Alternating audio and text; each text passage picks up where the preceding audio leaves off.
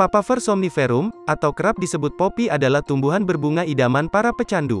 Popi yang juga akrab disapa opium mengandung bahan penting dalam pembuatan heroin.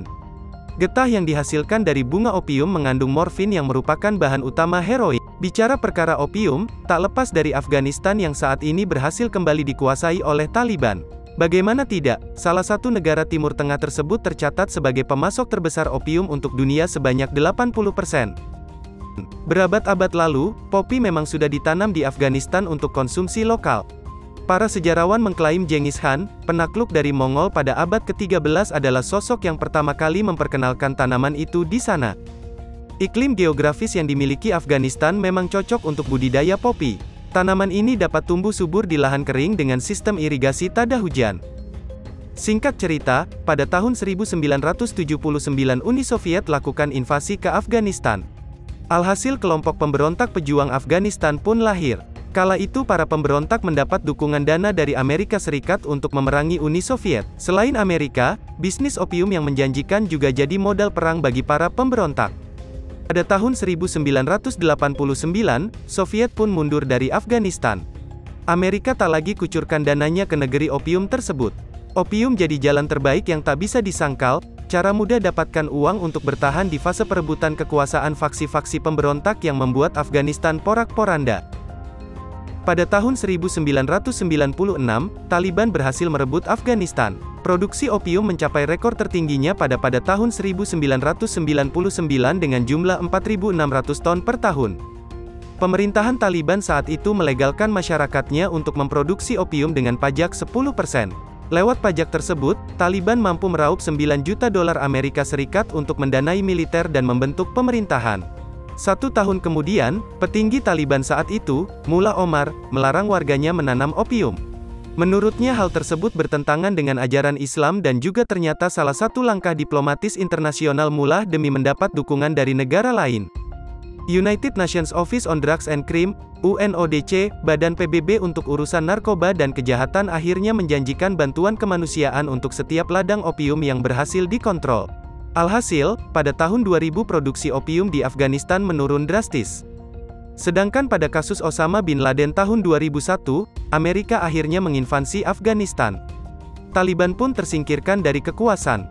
Guna mendongkrak laju ekonomi, serta asupan dana perang melawan Amerika, Taliban akhirnya kembali menanam opium. Tak hanya menanam, pihaknya juga mengolah opium hingga jadi heroin. Hal ini membuat Taliban menjadi produsen opium dan heroin terbesar di dunia selama 2 dekade. Pertengahan Agustus lalu, Taliban kembali menduduki kota Kabul dan merebut istana kepresidenan setelah sebulan lebih bertempur. Afghanistan kini kembali di bawah kuasa Taliban. Hal tersebut membuat komunitas internasional menarik dukungan mereka. Alhasil ekonomi Afghanistan runtuh. Namun pernyataan kontroversial keluar dari pimpinan Taliban. Beberapa hari setelah merebut kekuasaan Afghanistan, pimpinan Taliban berkata akan melarang penanaman opium. Deja vu, nampaknya Taliban kali ini sedang melancarkan strategi yang sama pada saat kepemimpinan Mullah Omar tahun 2000 lalu. Dengan harapan mendapat dukungan internasional, Taliban rela memangkas sumber keuangannya selama ini. Dukungan internasional dianggap penting bagi Taliban guna mencegah oposisi serta mencegah pemberontakan dari faksi anti-Taliban. Tantangannya, jika opium benar-benar diharamkan, Taliban jelas akan kesulitan dalam ekonomi. Terlebih lagi, sumber daya minyak di Afghanistan kini sudah tidak dapat diandalkan selepas hengkangnya tentara Amerika. Negara-negara seperti Indonesia, China, dan Palestina menjadi harapan Taliban memperkuat kedaulatannya. Selain Indonesia, China tentu saja menjadi target Taliban diplomasi pemerintahan baru Afghanistan.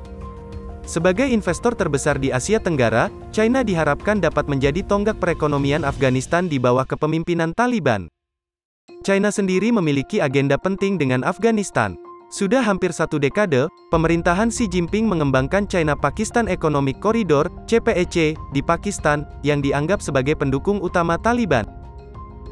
China dan Afghanistan memiliki sikap politik internasional yang sama, memerangi Amerika Serikat. Harusnya peluang itu cukup besar. Namun, keputusan melarang opium di Taliban menuai kontroversi. Para petani miskin di sana merasa keberatan dengan adanya kebijakan tersebut. Afghanistan mengklaim akan menekan produksi opium.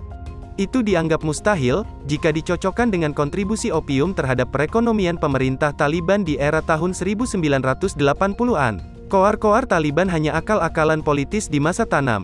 Diperkirakan opium yang dihasilkan tanaman Ephedera itu bakal panen di pertengahan 2023.